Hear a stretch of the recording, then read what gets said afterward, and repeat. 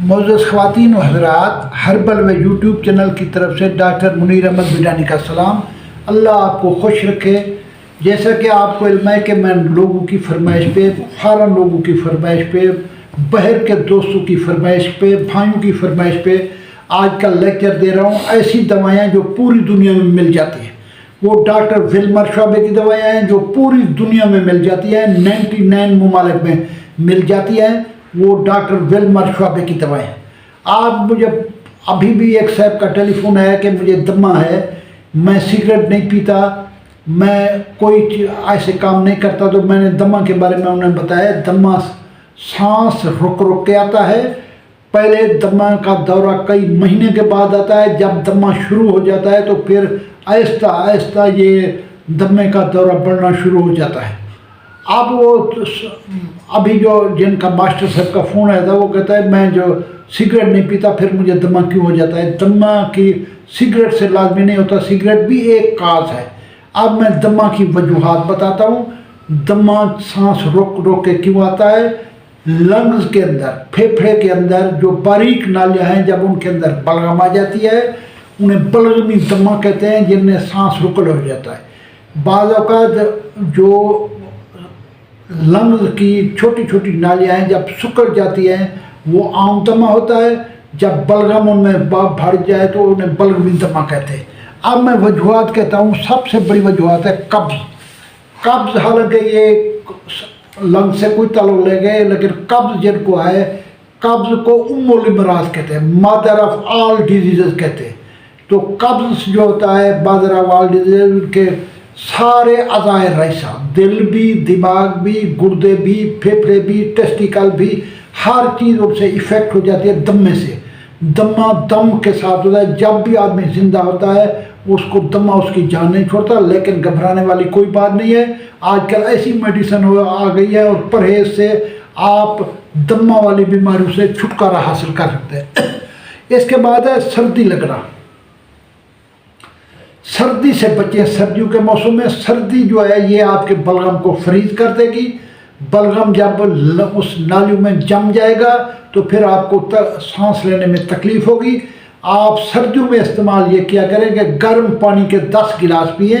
चाय की तरह, जिस तरह चाय पीते हैं, इस तरह गर्म पानी ज़्यादा इस्तेमाल किया करें। इसके बाद है गिरद ग़बार। जब भी आप कहीं पर डस्ट, मिट्टी हो या ऐसी कच्ची सड़क हो, दमे वाले लोगों को सड़क पे बिल्कुल नहीं जाना चाहिए, क्योंकि जब मिट्टी डस्ट आएगी तो घर वो आएंगे तो उनको दमा हो जाएगा, दमा का दौरा होता है ये। इसके बाद ठंडी चीज़ें, ठंडी बोतलें, ठंडा दूध, उससे भी ये दमा हो जाता है। दूध पीने से दमा हो जाता है। दूध जो है ये कई लोगों को मुवाफिक नहीं है। दूध बलगम पैदा करता है, इससे भी दमा पैदा हो जाता है। इसके बाद है बिदाम। कई लोगों को बिदाम भी मुवाफिक नहीं है। जब बिदाम वाला दूध पीते हैं या बिदाम रगड़ के इस्तेमाल करते हैं, उनका बलगम बढ़ना शुरू हो जाता है।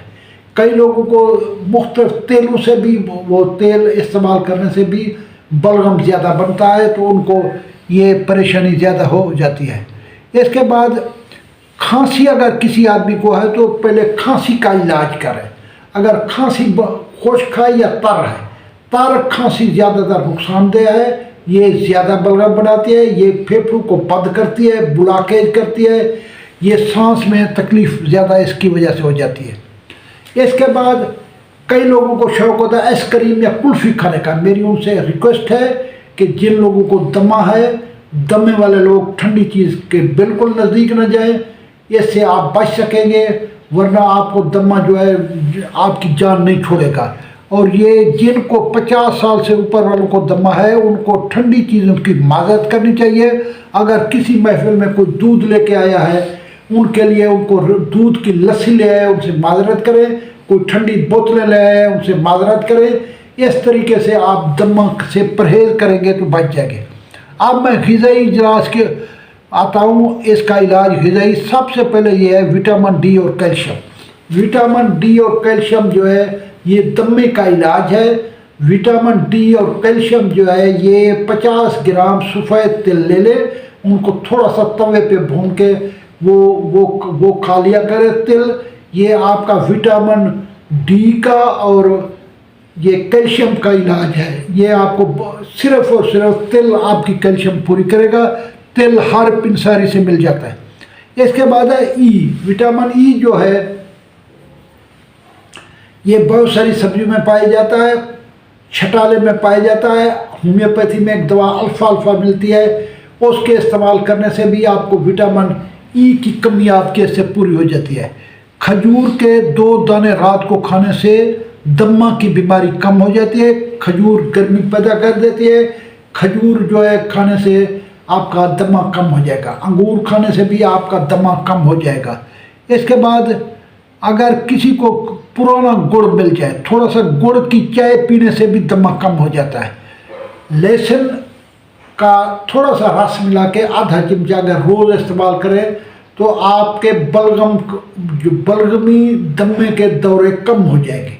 ये लहसुन जो है ये बहुत अच्छी चीज़ है। लहसुन का इस्तेमाल इस तरीके के किया जाए कि हर खाने के बाद इसकी 2 तुरियां छील के देसी पानी के साथ ज़ख्मी किए आप लहसुन ले लेंगे। ये गैस भी नहीं होने देगा और दमे से भी आपको बचाएगा। इसके बाद है पुदीना। पुदीने का रस जो है ये भी दमे से आपको बचाएगा। अब दवाइयाँ काफ़ी है। मैं आपको जर्मनी की दवाई PTK नंबर 51, PTK नंबर 51 आपको बलगम से बचाएगा, आपके लंग्स को तरोताज़ा करेगा, आपकी जो आर्टरीज और वेन है उनको खुला करेगा। इसका तरीका यह है कि आप 6 कतरे सुबह, 6 शाम, 6 दोपहर के वक्त PTK नंबर 51 की, अगर किसी जगह के ऊपर ये कतरे नहीं आ रहे तो फिर टैबलेट्स आती होगी। 2 टैबलेट्स गर्म पानी के साथ सुबह, 2 टैबलेट्स गर्म पानी के पास दोपहर को और 2 शाम को। इंशाअल्लाह अल्लाह के हुक्म से बाहर वाले लोग, दूसरे लोग, डॉक्टर विल्बर श्वाब जर्मनी की ये दवा इस्तेमाल करेंगे, आपका दमा दूर हो जाएगा और आप मेरे लिए दुआ करेंगे। जो मेरे चैनल में नए हैं, मेरे चैनल के ज़रिए तिब्ब नबी से इलाज है, मेरे चैनल के ज़रिए आकुप्रेशर से इलाज है, मेरे चैनल में गर्म पानी से इलाज है, हमदर्द की मेडिसिन से इलाज का तरीका है, इसके बाद होम्योपैथिक तरीका इलाज है। इसलिए अल्लाह ताला आपको हर परेशानी से महफूज करे। पाकिस्तान जिंदाबाद।